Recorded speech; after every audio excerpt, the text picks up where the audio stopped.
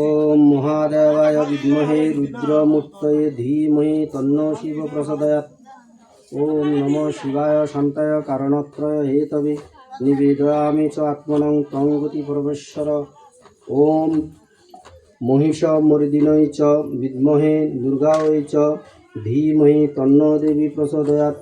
ओम सर्वमंगलमांगल्ये शिवे सर्वार्थ साधिके शरण्ये त्र्यंबके गौरी नारायणी नमस्तुते।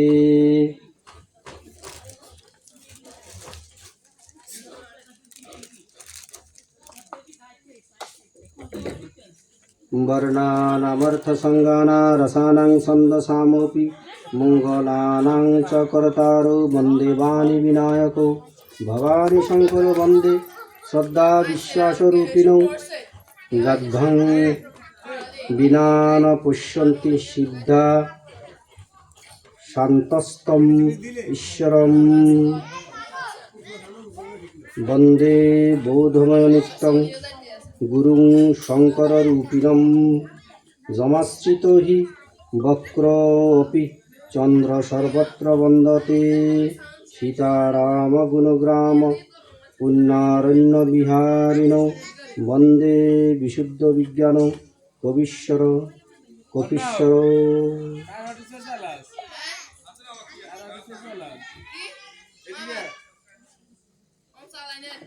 সামনে লোকজন কজন বসলে ভালো হইতো, যাদের কাজ নাই তারা কাজ বিনে কেউ নাই।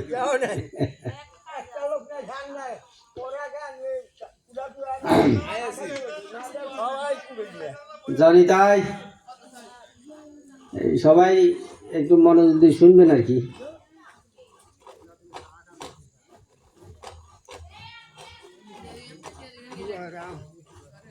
তোমরা আসে বুঝবা কিনা এখানে শুনেন আমার কথা শুনেন। এখানে এতটা কজন বই ওখানে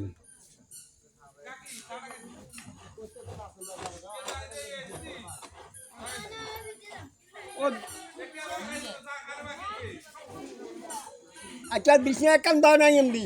আর সামনে দিয়ে বিছনা কান দিলে কয়জন এখানে বসলে এরাই বসুক না। ওটা না নেই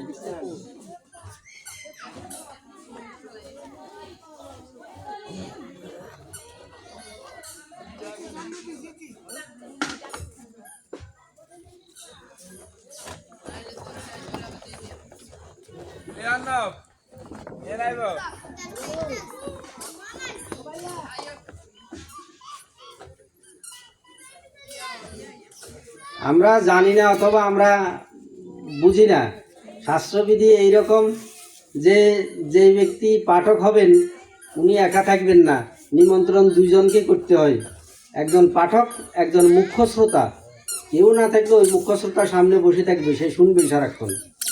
একজন মুখ্য শ্রোতা বিধি এমন আছে যারা যেই সমস্ত পাঠকরা নিজেরাই পাঠের আয়োজন করছেন ওনারা গ্রামের কোনো এক পণ্ডিত ব্যক্তিকে মুখ্য শ্রোতা হিসাবে নিয়োগ দান করছেন।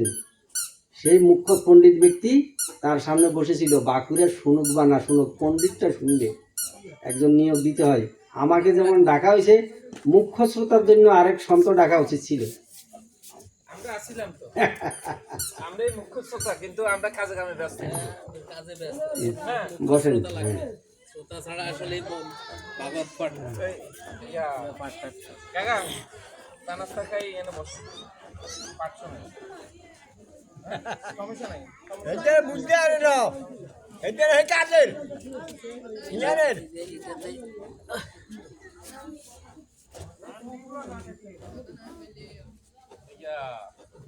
এখন সবাই কাজে ব্যস্ত।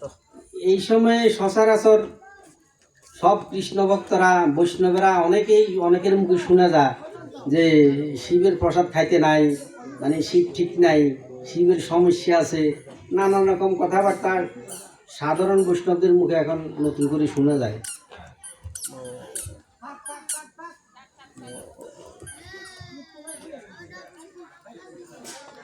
শিব বৈষ্ণব প্রধান, বৈষ্ণবরা বলে এখন শিব বৈষ্ণব প্রধান এটা বৈষ্ণবরা বলে, কিন্তু যারা শৈব শাক্ত ওরা শিবকেই সর্বশেষ তত্ত্ব ভাবে। বৈষ্ণবরা শিবকেই বৈষ্ণব প্রধান বলে, কিন্তু ওরা তো ওদের কাছে তো স্বয়ং ভগবান। এবং শাস্ত্র অনুসারে শিবের এরকম কোনো প্রমাণ নাই যে শিব কোনো মায়ের পেটে অবতীর্ণ, এরকম কিছু নাই শাস্ত্রে। শিব যেভাবে, শিব কীভাবে স্বয়ং তত্ত্ব, মহাপ্রভু যেরকম স্বয়ং তত্ত্ব, রাম স্বয়ং তত্ত্ব, কৃষ্ণ স্বয়ং তত্ত্ব, শিবও স্বয়ং তত্ত্ব শাস্ত্র অনুসারে। তো শিব কীভাবে স্বয়ং তত্ত্ব, শিবকে কীভাবে পৃথিবীর মানুষ, স্বর্গের মানুষ পাইছে, এইটা জানার জন্য আমরা পিছনে ফিরব পদ্মপুরাণে। সৃষ্টিখণ্ডে সৃষ্টি হওয়ার জন্য ঈশ্বর গোলকে ছিলেন, কিন্তু সৃষ্টি হওয়ার জন্য যেটা দরকার ছিল সেটা ছিল 3 তত্ত্বের প্রয়োজন ছিল: সত্যগুণ, রজগুণ এবং তমগুণ। তো গোলকে তো কোনো গুণটুন নাই, ওই সমস্ত তত্ত্বহীন। ওখানে শুধু প্রেম আছে, আর কিছু নাই, আর কিছু দেখা যাবে না। থাকলেও ওগুলা লুকাই থাকে ভয়ে টয়ে। ওষুধের কিছুই ওগুলোকে দেখা যাবে না, সমস্ত প্রেমে ভরা। এখন আত্মারা যে গোলকে ছিল, সেই গোলকের আত্মারা যে গোলকে ছিল, গোলকে কৃষ্ণের সেবা করতো সমস্ত আত্মারা। তখন রাধারানীও নাই, বলরামও নাই, কেউ নাই। সমস্ত আত্মা আর সমস্ত কিছু স্বয়ং, মানে কৃষ্ণের দেহের ভিতরে, ঈশ্বরের দেহে। এখন আত্মাদের যেই সেবা, এতে ভগবান তুষ্ট ছিলেন না, যে আরো উন্নত কিছু ওগলার দরকার ছিল, প্রেমপূর্বক সেবার প্রয়োজন ওনার। করলে হয় না এগুলো। তখন আত্মারা তো বুঝতেই পারছেন না যে উন্নত সেবা কি করে দিবে, একটা উদাহরণের প্রয়োজন হয়েছে। তখন স্বয়ং নিজের বাম অঙ্গ থেকে রাধারানীকে বের করলেন। তো রাধারানী বের হওয়ার পরে রাধারানী বের হয়েই কৃষ্ণকে দেখে মোহিত হয়ে গেছেন। আমরা গীতা তো একটা শ্লোক পড়ি, এটা এই শ্লোকটা অনেক জায়গায় আছে যে আমার সেবা করো, আমার মন মনা ভব মদ ভক্ত মদ যাবি মাম নমস্কুরু। এই শ্লোকটা ভাগবতে আছে, গীতায় আছে। এই শ্লোক প্রথমে রাধারানীর মুখে উচ্চারিত হয় গোলকে। তো রাধারানী এই শ্লোক বলি কৃষ্ণের চরণে প্রণাম করতে যায়, কৃষ্ণ প্রণাম করতে দেয় না। রাধারানী গোলকের বাগান থেকে ফুল নিয়ে আসে, কৃষ্ণের চরণে দেয়, দিদি কৃষ্ণ বাম পাশে দাঁড়া করায়। এখন এই সমস্ত দেখে টেকে আত্মাদের লোক যায় যে ওরাও ভোগ করবে। তো ওদের ভোগ করার জন্য তার কিছু নেই, ওখানে কৃষ্ণই সব ভোগ করে, বাকিরা সবাই সেবা করে।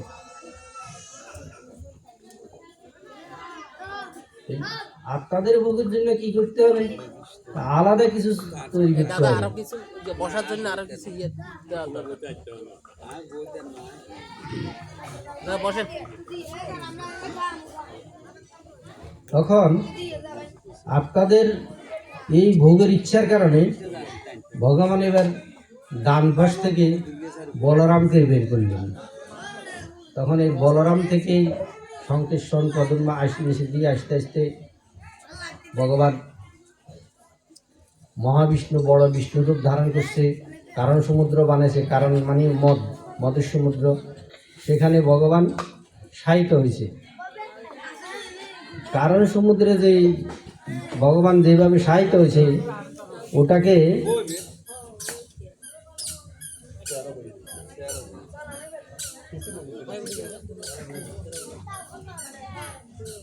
কারণ সমুদ্রে যে বিষ্ণু, উনি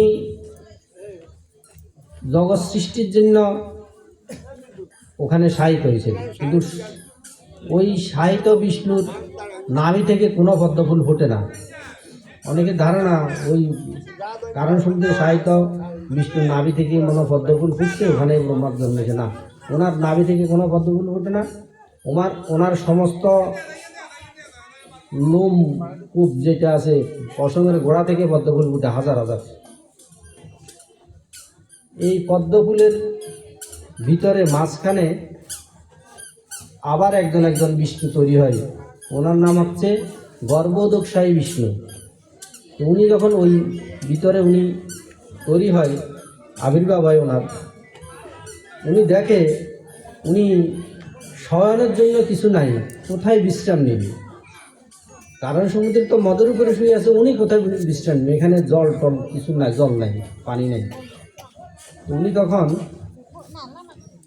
গর্ভ মানে নিজের পেট, উদক মানে জল, নিজের পেট থেকে জল ছাড়ি দিছে, ছাড়ি দিয়া ওই পদ্ম ফুলের ডাটার অর্ধেক পর্যন্ত জল দিয়ে ভরাট করছে, তারপর ওই জলের উপরে শুয়ে পড়ছে। এই জন্য ওনার নাম গর্ভ বিষ্ণু। একটু সামনে দিয়ে বসুক। আরে আরো লাগবে, আরো বক্তবৃন্দ বসবে। এখন হাজার হাজার পদ্মফুলের মাঝখানে একজন একজন বিষ্ণু তৈরি হয়ে গেছে, হাজার হাজার বিষ্ণু। হ্যাঁ, প্রত্যেকটা পদ্মফুলের মাঝখানে উনি হচ্ছে গর্ভোদকশায়ী বিষ্ণু।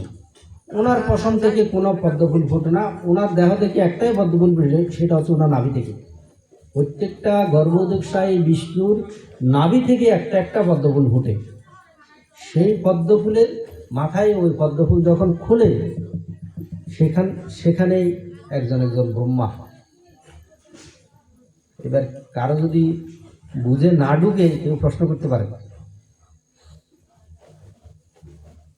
সহজ কথা, কারণ উদকশায়ী বিষ্ণুর পশম থেকে পদ্মফুল ফুটে, প্রত্যেকটা পদ্মফুলে একজন একজন গর্ভোদকশায়ী বিষ্ণু।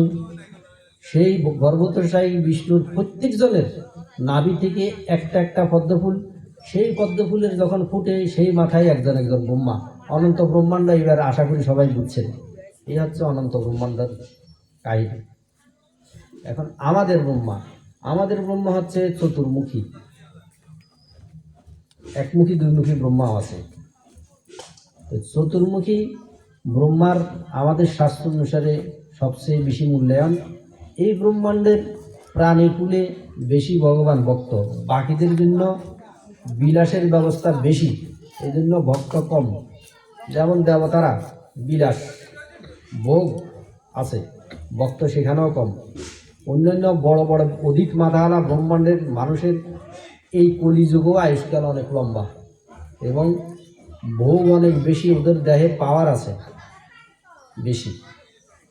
দেখেন রাক্ষস এবং দেবতা দুজনের দেহে পাওয়ার আছে একই রকম, বিভিন্ন রূপ ধারণ করা, যখন যাই চায় তাই এসে যাওয়া। রাক্ষসরা আছে, দেবতারা আছে, মানে একই রকম ওরাও দুজন। কারণ কি? কারণ হচ্ছে ওদের যে উৎপত্তি, সেটা হচ্ছে ওই যে কারণোদকশায়ী বিষ্ণু, বড় বিষ্ণু, ওনার দেহের ছটা, ওখান থেকে ওদের উৎপত্তি। আর আমাদের হচ্ছে আমাদের ব্রহ্মা গর্ভোদকশায়ী বিষ্ণু থেকে আসছে, সেই গর্ভোদকশায়ী বিষ্ণু ওখানে ছটা আমরা। আর আরও বলা আছে, সেটা হচ্ছে এরপরে জগৎ পালনের জন্য ক্ষীরোদ্দশায়ী বিষ্ণু। ক্ষীরোদ্দশায়ী বিষ্ণুর দেহের ছড়া আরও ছটাটা আরও ক্ষুদ্র, আমরা এই জন্য বেশি ক্ষুদ্র, আমাদের অত পাওয়ার নেই। পাওয়ার আমরা কি করে অর্জন করি? আমরা যে কজন পাওয়ারই আছি জগতে দেখা যায়, রাম ঠাকুর, লোকনাথ বাবা, যাদেরকে আমরা দেখি এখন, বা পিছনেও যারা পাওয়ার অর্জন করছে, সেটা কীভাবে?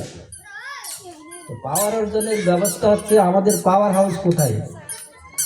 জগতের পাওয়ার হাউস হচ্ছে সূর্য। বাচ্চাদের বইতে আছে শক্তির উৎস হচ্ছে সূর্য। পঞ্চভূতের সব দেখা যায়, সূর্যকেও দেখা যায়, ধরা ছোঁয়া যায় না। বায়ু দেখা যায় না, অনুভব করা যায়।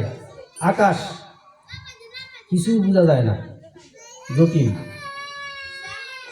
মাটি আর পানি ধরা যায়, ছোঁয়া যায়, কিছু একটা করা যায়। আমরা ওই দুইটাই নাচতে চাইতে পারি, আর বাকিগুলো না ছাড়া আমাদের পক্ষে সম্ভব না। কিন্তু শক্তির উৎস ওখানে, আলোতে, বায়ুতে, পানিতে, জলে। এখন যেগুলা আপনি ধরতে পারেন না, খাইতে পারেন না, কিছু করতে পারেন না, ওখানে পাওয়ারের মূল ব্যবস্থা। সেখান থেকে কিভাবে গ্রহণ করবেন সেটার পদ্ধতি আছে। যারা গ্রহণ করি ওই পদ্ধতি অনুসারে চলছে, তাদের দেহে পাওয়ার এসে গেছে। রাম ঠাকুরও বলে গেছে, রাম ঠাকুরের গ্রন্থ আছে যে সূর্য এবং বাতাস থেকে কীভাবে আপনি শক্তি সঞ্চয় করবেন। তা আমরা তো ওই রকম সাধনা করি না, আমরা হচ্ছি ভক্ত সংসারী, আমাদের পাওয়ার দরকার নেই। আমরা সারাক্ষণ ভগবানের স্মরণে থাকবো, ভগবান কৃপা করে আমাদেরকে পার করলে পার হয়ে যাব। এর বেশি সাধারণ মানুষের জন্য নয়। আমরা এখন জগৎ সৃষ্টির যে 3 তত্ত্ব, 2 তত্ত্ব পেয়ে গেছি। কার কাকে? ব্রহ্মাকে আর বিষ্ণুকে। আর 1 তত্ত্ব বাকি আছে না? বিষ্ণু সত্যগুণ, ব্রহ্মা রজগুণ, তমগুণ বাকি আছে।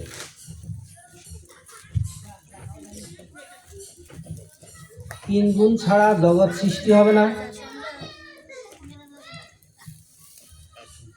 মানুষের ঘুম আসবে না, ক্ষুধাও লাগবে না, 3 গুণ লাগবেই। যারা সত্যগুণী ওরা না খাইলেও চলে। দেহে যদি তমগুণ না থাকে আপনার ঘুম আসবে না, ক্ষুধা লাগবে না, এই তমগুণ থাকা লাগবে। আর তমগুণ না থাকি যদি রজগুণ থাকে সত্যগুণের সাথে, মহাদ্বন্দ্ব লাগবে। সমাজে দেখবেন কোনো রজগুণী ব্যক্তি যারা শুধু রজগুণ লইয়া চলে, জীবনযাপন করে, ওরা কোনো সাধুর সাথে দেখা হইলে সারাক্ষণে তর্ক করে, নীরব থাকে না। আরে এই কিসির সাধু, বন্ড, ওই সেই, এরকম বলতে থাকে রজগুণী লোকজন। যদি দেহে তমগুণ থাকে তাহলে সে একটু থামি যাবে কিছুক্ষণ পর, সে দুর্বল হয়ে পড়বে, ঘুম আসবে। আস্তে আস্তে আস্তে ওইদিকে যে কথা বলে থাক থাক, যা হয়েছে থাক।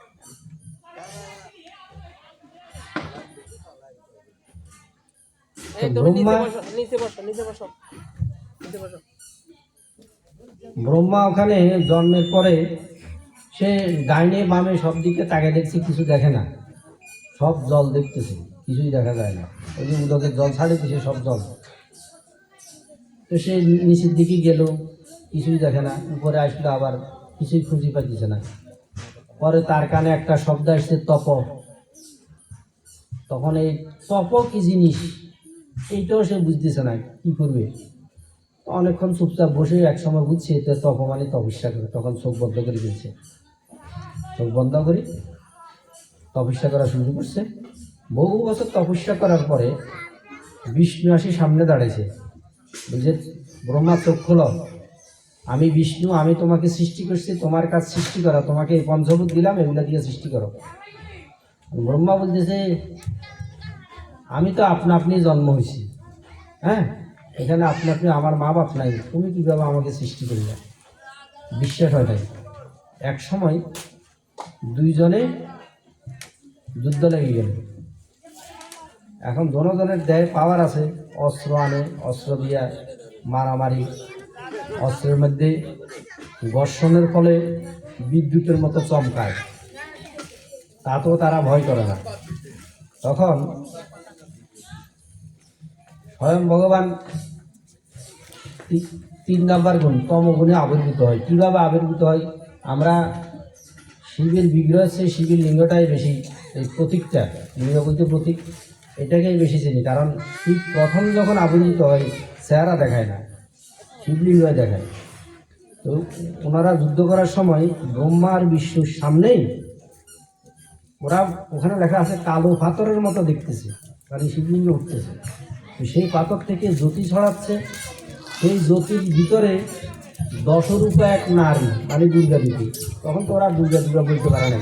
ওখানে লেখা আছে যে কালো পাথর সামনে আসি দাঁড়াইছে, সেখান থেকে জ্যোতি ছড়াচ্ছে, পদ্মপুরাণের সৃষ্টিখণ্ডে এমনটা লেখা, যে সেই জ্যোতির ভিতরে 10 হাতেই অস্ত্র আছে, এক নারী মূর্তি তারা দেখছে। নারীর বিষয়ে বিষ্ণু জানে, তার স্ত্রী আছে লক্ষ্মী দেবী। ব্রহ্মা তখন নারী বিষয়ে কিছু জানত না, বিষ্ণু বলছে এটা দেখছে। তো দেখার পরে তারা ভয় পাইছে। সাধারণত বিষ্ণু ভয় পায় না, উনি এখন ভয় পাওয়ার, বিষ্ণু তো স্বয়ং তত্ত্ব, ব্রহ্মা স্বয়ং তত্ত্ব নয়, উনি ভয় পাওয়ার ভান করে নিচের দিকে চলে গেছে। কারণ ব্রহ্মা তো রজগুণ, নিজের ক্ষমতাশালী ভাবে, বিষ্ণু জানে এই উপরের দিকে যাবে। তখন ব্রহ্মা হংস রূপ ধারণ করছে, সাদা রঙের রাজহাঁসের মতো, এই রূপ ধারণকারী উদ্যোগমন করছে। ব্রহ্মা 100 বছর পরে আবার ফিরত আসছে, আসি ওখানে আবার বসেছিল, আবার তপস্যা করতেছে। বিষ্ণু 4000 বছর পরে ফিরত আসছে, আইসা আবার সামনে দাঁড়িয়েছে, দাঁড়ায় আবার বলতেছে চোখ খোলো। চোখ খুলে দেখি আবার সেই বিষ্ণু। তো বলতেছে তুমি তো 100 বছর ফিরত আসছো, আমি তোমার ভাই 4000 বছর আগে পরে ফিরত আসছি। তো সৃষ্টি না করলে তোমার ব্রহ্মাণ্ড তো টিকবে না। এই যে তুমি ব্রহ্মাণ্ডের মালিক, এখন এইটার উচ্চ আসনে বসে আছো, চতুর্দশ ভুবনের সর্বোচ্চ আসন হচ্ছে সেটা সত্যলোক, যেখানে ব্রহ্মা থাকে, এখানে বসে আছো, তো তোমার সব তো নষ্ট হয়ে যাবে। তুমি সৃষ্টি করো। আর সেই বলতেছে আমি সৃষ্টি করবো কীভাবে, আমার হাতে তো কিছু নাই। তো তুমি মানুষে মানুষে চাইলে সৃষ্টি হয়ে যাবে। আর মানুষে মানুষে চাইলেও সৃষ্টি হবে সত্য, কিন্তু ওইটা দিয়ে সে কতদিন চালাবে।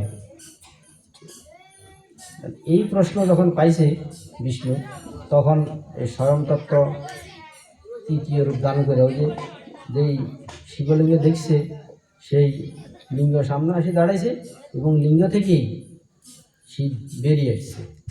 বেরিয়ে এসে এই প্রথম মিটিং, 3 ভগবানের মিটিং হয়, কারো স্ত্রী নাই, স্ত্রী ছাড়া এই মিটিং চলতেছে। এখানে 3 জনে মিটিং করছে। মিটিংয়ে যে সিদ্ধান্ত আছে সেটা হচ্ছে এরকম যে একজন আরেকজনের কথা শুনবে।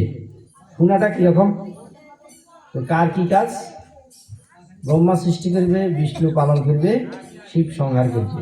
আচ্ছা, এখন যদি কখনো বিপরীত হয়ে যায় কোনো কারণে,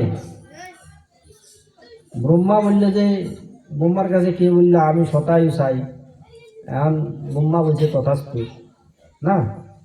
এখন ব্রহ্মা তো মুখে তথাস্তু বলে ফেলছে যে ওর আয়ু আছে 1 বছর, ও এখন 100 বছর চাচ্ছে, তথাস্তু বলে ফেলছে। আর এই ক্ষেত্রে কী করণীয়, এই ক্ষেত্রে করণীয় হয়েছে তখন এই দায়িত্ব নেবে শিব। বলাই আছে 3 জন 3 জনের কথা শুনবো। আমাদের দেশে সাধারণত এরকম হয়, আমরা আশেপাশে যারা আছে, আমাদের আশেপাশে মেম্বার ওই সে আছে না, আমরা অনেক সময় যাই বলি না, না না না আপনাকে 5000 টাকা দিতে হবে, আমি কথা দিছি যে আপনি 5000 দিবেন, আমরা এরকম বলি না। তখন দেখা গেছে মেম্বার সাহেবের ইচ্ছা নাই, ইচ্ছা আছে 500 টাকা দেওয়ার। পণ্ডিত মানুষ বলি ফেলছে বা কোনো ঘনিষ্ঠজন বলি ফেলছে না, তো দেখা গেছে সে এখন ইচ্ছা না থাকা সত্ত্বেও 5000 টাকা দিচ্ছে। হ্যাঁ, এখন ব্রহ্মা যদি বলি ফেলে, ব্রহ্মা তো আয়ুর কাজ না, আয়ুর কাজ বিষ্ণু না, পালন করবে সে। বলি ফেলছে, বিষ্ণু যদি বলে আমি তো বলি ফেলছি প্রভু, আমার মুখ দিয়ে বেরিয়ে গেছে, এখন ওরে শতায়ু দান করেন 100 বছর, বুঝলাম আর 1 বছর আছে শতায়ু দান করেন। এইগুলা যেন বিবাদী পরিণত না হয়, সেই জন্য ওরা মিটিং করে এই সিদ্ধান্ত নিয়েছে একজনের একজনের কথা শুনবে 3 জন। এরপর থেকে সৃষ্টি শুরু।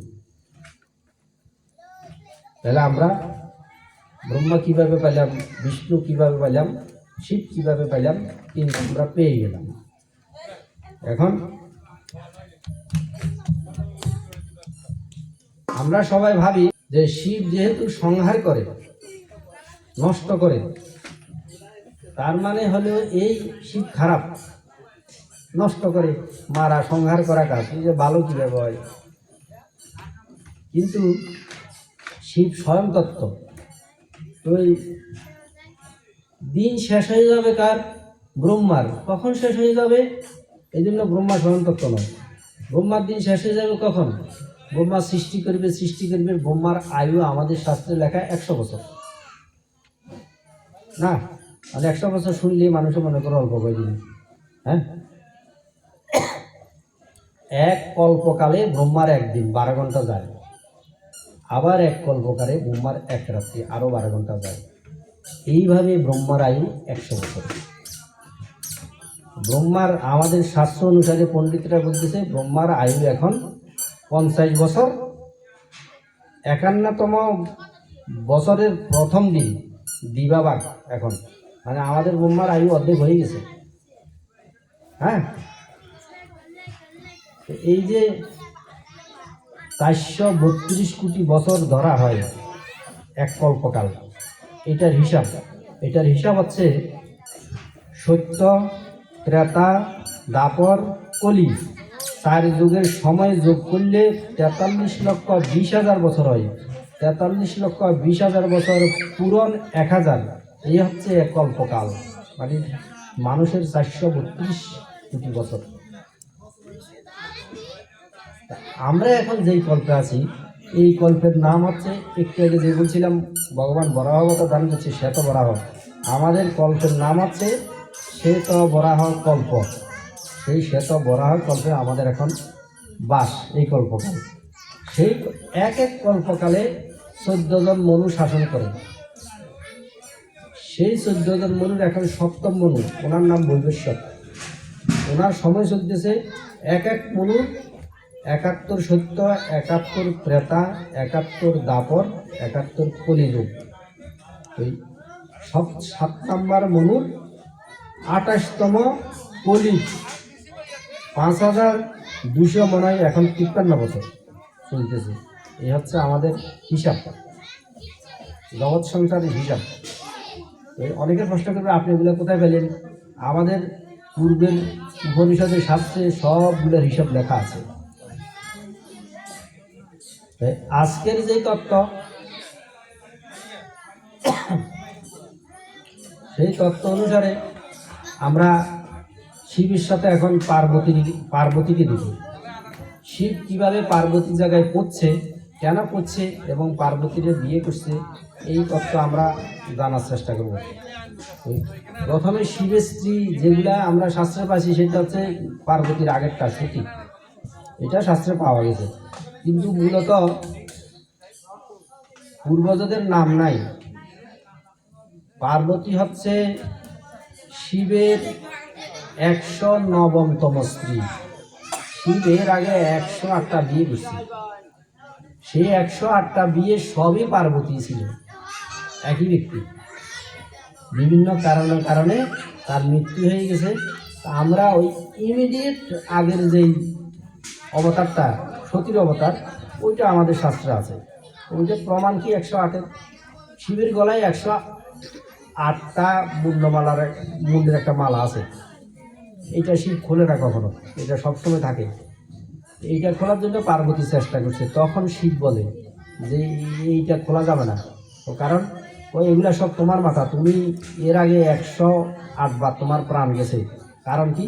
কারণ ভগবানে তোমার বিশ্বাস ছিল না। ভগবান যখনই পৃথিবীতে অবতীর্ণ হয় তুমি অবিশ্বাস করো, ও রাজার ছেলে এবং ব্রাহ্মণের ছেলে, তোমার পূর্ণ বিশ্বাস ছিল না, এই জন্য তুমি অমর হইতে পারো না। এটা কখন বলে? যখন শ্রীমদ্ ভাগবত শ্রবণ করায় পার্বতীকে, তখন বলে যে তুমি এই জন্য অমর হও না। এখন ভাগবত শুনছো, এখন অমর হয়ে যাবে, আর মরবে না, অনন্তকাল তুমি আমার স্ত্রী হয়ে থাকবে, আগেরগুলি আর থাকবে না। এটা ওখান থেকে জানা গেছে। তা আমরা পূর্বেরটায় যাই, ইমিডিয়েট পূর্বেরটা সতীর কেন প্রাণ গেল? তো সবার ধারণা সতী পিতার বাড়িতে তার স্বামীকে নিমন্ত্রণ দেয় নাই। আমরা সবাই এরকম ধারণা করি যে সেই কারণে সতী আত্মহত্যা করছে, যোগ বলে নিজেকে নষ্ট করে নিয়েছে। এটা কিন্তু মূল কারণ নয়। মূল কারণ সেই একই কারণে।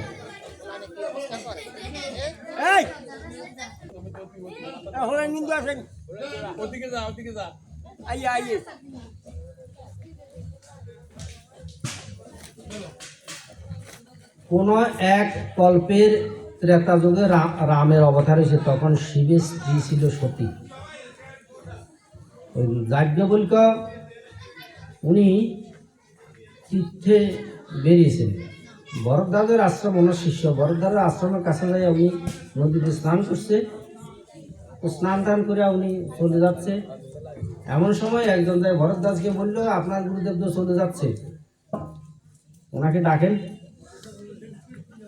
তো ভরদ্বাজ নিজে মনে মনে ভাবছে, বহুদিন যাবৎ আমার কথা শোনার ইচ্ছা থাকছে, আমার ভিতরে কথা শোনার জন্য মানে উচ্চাটন হয়ে গেছে। আমি গুরু চলে গেলে কথা শুনবো কোথেকে? তো যাই যাজ্ঞবল্ক্যের পায়ে পড়ছে, গুরুদেব যাবেন না। আমি তো তীর্থে বাইরেছি, আমি তো হাঁটাতে থাকবো, এখান থেকে আরেক জায়গায় যাবো, আরেক জায়গা থেকে আরেক জায়গায় যাবো, ওটা আবার উচ্চাটন হয়ে গেছে, আমি কথা শুনতে হবে, আপনি আমাকে কথা শোনান। এই কথা শোনানোর কথা বলাই যাজ্ঞবল্ক্য ওখানে থামছে, আর যাবে না। ভরদ্বাজ আয়োজন করছে। সেই আয়োজন শিব দেখতে পাইতো কোথায় কোথায় রাম কথা হয়, কিন্তু ধ্যানস্থ থাকতো, চোখ বন্ধ করে থাকতো প্রায় সময় তুলেছে। শিব দেখতে পাইতেছে যে যাজ্ঞবল্ক্য পাঠ করবে ভরদ্বাজ আয়োজক। তো স্ত্রীকে বললো চলো আমরা কথা শুনতে যাবো। কোথায় যাবা? যাজ্ঞবল্ক্য ভরদ্বাজের আশ্রমে যাজ্ঞবল্ক্য পাঠ করবে। সত্যি করে না, না তুমি যাও, আমি যাব না। তো কেন? তো তুমি ওখানে রাম কথা শোনাবে, রাম তো ভগবান না, ও জগতের এক রাজার পুত্র, আমি যাব না। জগতের এক রাজার পুত্র, উনি স্বয়ং কীভাবে বলবে, ভগবান কীভাবে বলবে, আমি যাব না, ওনার কথা শুনে আমার দরকার নেই। পরে এখন স্বামীর চাপ, আরে না না চলো আমার সাথে, চলো কথা শুনবে। যাক বাধ্য, স্বামীর আদেশ, কথা শুনতে আসছে। যাজ্ঞবল্ক্য ভরদ্বাজকে বলল যে যতটুকু উপরে আমার আসন তার চেয়ে উপরে আসন সাজাও। ভরদ্বাজ বললে প্রভু কেন ব্যাসাসন উপরে দেখবে? কারণ আমি হচ্ছি জগতের ঋষি, উনি তো ভগবান, আমার চেয়ে উপরে ওনার আসন হইতে হবে। তো শিবের আসন দিছে ঋষির ব্যাসপীঠের চেয়ে উঁচা করি। স্বামী স্ত্রীর 2 আসন দিছে। 9 দিন পাঠ হয়েছে রাম কথা, শিব মনোযোগ দিয়ে শুনছি, সতী শুনে নাই। শুনে নাই কেন? অনেক অহংকার। প্রথম কথা, রাম ভগবান নয়, জগতের রাজার পুত্র। দ্বিতীয় কথা, যে পাঠ করতেছে সে আমার স্বামীর চেয়ে নিচের আসনে বসছে, তার মানে সে আমার স্বামীর চেয়ে কম জ্ঞানী, ওর মুখের কথা কি শুনবো? এইরকম অহংকার এসে গেছে। 9 দিন স্বামীর সাথে বসেছিলেন, কথা মনোযোগ দিয়ে শুনে নাই, শিব শুনছে, সতী শুনে নাই। এখন ভগবানের যে সেলারা আছে ওনারা তো লিখে রাখে কারা কাটা কথা মনোযোগ দিয়ে শুনছে। সেখানে সতীর নাম লেখা হয়েছে, শিবের নাম লেখা হয়েছে। 9 দিন পরে কথা যখন শেষ হয়েছে তখন সতীর নাম কেটে দিছে। এবার বুঝেন, কোথাও যদি আপনার নাম থাকে আর কোনো কারণে যদি আপনার নামটা কাটা যায়, তখন আপনি কি করবেন? 9 দিন এখানে ছিলেন, এখন নাম কাটা গেছে। 9 দিন পরে এক জায়গায় ছিলেন, কথা হয়েছে, পরের দিন বৃন্দাবনে যাবেন বা আমেরিকায় যাবেন, এখন আপনার নাম কাটে গেছে, আপনি বিমানে উঠতে পারবেন না। এখন কীরকম অবস্থা হবে? সতীর অবস্থা সেই রকম হয়ে গেছে, বিমানে তার আর এটা হবে না। এটা হচ্ছে মুখ্য কারণ, ভগবানের অবিশ্বাস করা, ভগবানের কথা মনোযোগ দিয়া না শোনা। জাগতিক জীবেরও এই অবস্থাই। জাগতিক জীবের এই অবস্থা।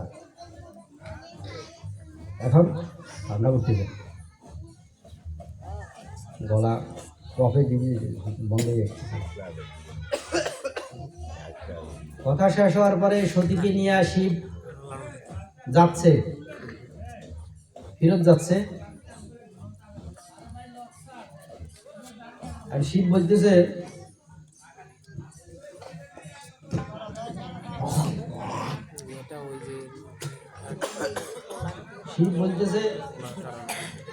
যে প্রভু জঙ্গলে এখন আমার এখন দেখা করার ইচ্ছা হইতেছে, কিন্তু দেখা করা যাবে না। কেন? গুপ্ত লীলে আছে, আমি দেখা করলে এটা প্রকাশ্য লীলা হয়ে যাবে। তখন শিব রামের শরণে গেছে, রাম উপরে আসে, তাকে দেখা গেছে, মানে সে যে রাস্তা দিয়ে যাচ্ছে সে তো জঙ্গলের উপর দিয়ে যাচ্ছে নন্দীর পিঠে করে, রাম তারও উপরে এসে তার সাথে দেখা দিচ্ছে। সে হাত জোর করছে। তারপরে সতী জিজ্ঞাসা করলে উনি কে? উনি রামচন্দ্র, ভগবান, যার কথা শুনে আসছে। ও তো শুনে নাই, কিছু বলতে পারতেছে না। আবার বলতেছে ও দশরথের পুত্র, রাজার পুত্র, ও কিসের ভগবান? ভগবান অজন্ম হয়, জন্ম নেয় না। ওর কথা শুনে নাই। কিছুক্ষণ পর শিব বললে আমি স্নান করব, সন্ধ্যালিক করব, কোথাও কতক্ষণ ধ্যানস্থ হব। একটা বৃক্ষের নিচে সে থামলো। নদী না তো ওগুলো ঝর্ণা, ওখান থেকে জল নিয়ে হাত মুখ দিয়ে ওখানে ধ্যানস্থ হবে কতক্ষণ। সে রাম রাম করে সারাক্ষণ। এখন সতী জিজ্ঞাসা করতেছে, বলতেছে না, জিজ্ঞাসা করে না, বলতেছে যে তুমি এখানে থাকো, আমি রামকে দেখে আসি, জঙ্গলে যেহেতু আছে। শিব বলতেছে না, এখন যাওয়ার দরকার নাই, তুমি গেলে ঝামেলা করবে, তুমি যাওয়ার দরকার নেই। না, আমি কিছু বলবো না, আমি দেখে আসি। সতী তখন সীতাহরণ হয়ে গেছে। সতী রামকে এখনো দেখে নাই, রাম দূর থেকে দেখতেছে, সে তাড়াতাড়ি সীতার রূপ ধারণ করে ফেলছে। সে ভাবতেছে যদি আমাকে রাম চিনে তাহলে রাম ভগবান, আর যদি না চিনে সীতা সীতা বলে আমাকে জড়াই ধরে তাহলে রাম রাজার পুত্র, ভগবান নয়। এইরকম চেতনা নিয়ে সে সতী সীতার রূপ ধারণ করছে। রামের কাছাকাছি যাওয়ার আগে রাম দূর থেকে দেখে বলতেছে যে মাতা একা একা হাঁটেন কেন, বাবা কোথায়? একা হাঁটবেন না, আমার স্ত্রী হরণ হয়ে গেছে, আপনিও হরণ হয়ে যাবেন। এখন সতী ভাবতেছে সর্বনাশ, আমার কি করে চিনবে, তো নিশ্চয়ই ভগবান, কথা না শুনে তো ভুল করছে। তারপরে রামের সাথে সতীর যে কটা কথা হয়েছে এইগুলা সে আর তার আর মন নাই শোনার, সে তো পাপ করেই ফেলছে। মন মরা হয়ে স্বামীর কাছে ফেরত গেছে। স্বামী জিজ্ঞাসা করলো ভগবানের সাথে কথা হয়েছে? না, আমি কিছু জিজ্ঞাসা করি না, কোনো কথা হয় না। কারণ শিবের বিশ্বাস হয় না, শিব চোখ বন্ধ করে ওই দৃশ্য দেখছে কি ঘটাইছে। সে যখন চোখ বন্ধ করছে, শিব যখন দেখছে যে স্ত্রী মাতার রূপ ধারণ করছে, এটা দেখার সাথে সাথে শিবের শরীর কাঁপে উঠছে এবং সে সেইক্ষণ থেকে মন থেকে সতীকে ত্যাগ করছে। এই কারণে সতীর মৃত্যু। সাবধান স্ত্রীরা, স্বামী যখন মন থেকে আপনাকে ত্যাগ করবে আপনি শেষ, জীবন অতিষ্ঠ হয়ে যাবে, মরে যাবেন। স্বামী মন থেকে ত্যাগ করছে। তারপরে তারা কৈলাসে ফেরত গেছে। কয়েকদিন পরেই তাদের মাথার উপর দিয়ে বিমান যাচ্ছে। বিমান কীরকম? বিষ্ণু যাইতেছে গরুড়ে করে, ব্রহ্মা যাইতেছে হাঁসে করে, সবাই যাচ্ছে। আর সতী জিজ্ঞাসা করতেছে এরা কোথায় যায়? তো তোমার বাবার বাড়ি। তো কেন? ও সেখানে যজ্ঞের আয়োজন হয়েছে, এরা নিমন্ত্রিত। ও তো আমরা কোনো, আমাদের নিমন্ত্রণ নাই। তো চলো আমরা যাই, নিমন্ত্রণ না থাকলে কী হয়েছে? তো সতী এখন স্বামীর জ্ঞান দেয়, গুরু গৃহ, মাতা গৃহ, পিতা গৃহ, নিমন্ত্রণ না থাকলেও যাওয়া যায়, চলো যাই। আর স্বামী বলতেছে হ্যাঁ যাওয়া যায়, যদি তারা ভুলে যায় নাই, ইচ্ছে করে আমাদেরকে নিমন্ত্রণ দেয়, এখন গেলে অপমানিত হইতে হবে, যাওয়া যাবে না। তারপরে স্ত্রী জেদ ধরছে সে যাবেই, তখন 2 গণ দিয়া সতীকে পাঠাই দিছে। সেই ঘটনা সবার জানা আছে। সতী সেখানে গেছে, স্বামীর অপমান হয়েছে, বোনেরা হাসাহাসি করছে, দক্ষের তো আরও মেয়ে আছে, সবাই হাসাহাসি করছে। শিবের জন্য কোনো আসন দেয় নাই, নিমন্ত্রণও নাই, আসনও নাই। শিবের নিন্দা করছে ওখানে যারা বসেছিল। তখন সতী অভিশাপ দিছে, আপনি দেবতা হন, দানব হন, মনুষ্য হন, যক্ষ হন, রাক্ষস হন, যেই হন কেন, যারা যারা এখানে আছেন শিবের অপমান কানে শুনছেন, যারা দেখছেন শিবের জন্য আসন নাই, আর যারা শিবের অপমান কানে শুনছেন তারা সবাই শাস্তি পাবেন। সতী এই কথা বলার সাথে সাথে দেবতারা ভয়ে কাঁপে উঠছে। এই কথা বলে সতী যোগ বলে নিজের বৃদ্ধাঙ্গুল, পায়ের বৃদ্ধাঙ্গুল মাটিতে চাপ দিয়া দেহ বশীভূত করে ফেলছে। এই বশীভূত করার পূর্বে কেউ দেখে নাই, তার সামনে বিষ্ণু আসি দাঁড়াইছে, তুমি কি চাও, তুমি দেহ ত্যাগ করতেছে কেন? কথা বলছে না, স্বামীর অপমান আমি সহ্য করতে পারতেছি না, আমার শরীর জ্বলতেছে, আমি যদি এই দেহ নাশ না করি, আমি এখনও দক্ষের কন্যা হিসাবে পরিচিত থাকি, আমি সহ্য করতে পারবো না, এই দেহ জ্বলতে থাকবে আমার শরীর। বলছে তোমার ভবিষ্যৎ কি, তুমি কি আবারও দক্ষের ঘরে জন্ম নিতে চাও? তখন সতী বলছে না, আমি দক্ষের ঘরে জন্ম নিতে চাই না, আমি বরঞ্চ কোনো পাথরের কন্যা হইতে চাই, কিন্তু দক্ষের কন্যা নয়। এই জন্য পরবর্তীতে যে পার্বতী হয়েছে এটা হিমালয় রাজার ঘরে, মানে যেখানে শক্ত পাথরে ভরা এলাকা, সেই রাজার ঘরে ওনার এই জন্য জন্ম হয়েছে, এটাই কারণ। পর্বতের কন্যা পার্বতী, পর্বতরাজের কন্যা পার্বতী। সতী তো সেখানে, সতীর জীবন অবসান হয়ে গেছে। পরবর্তী জীবন পার্বতীর জীবন। এই পিসি, এই পিসি নিচে বসেন, নিচে বসেন, নিচে বসেন।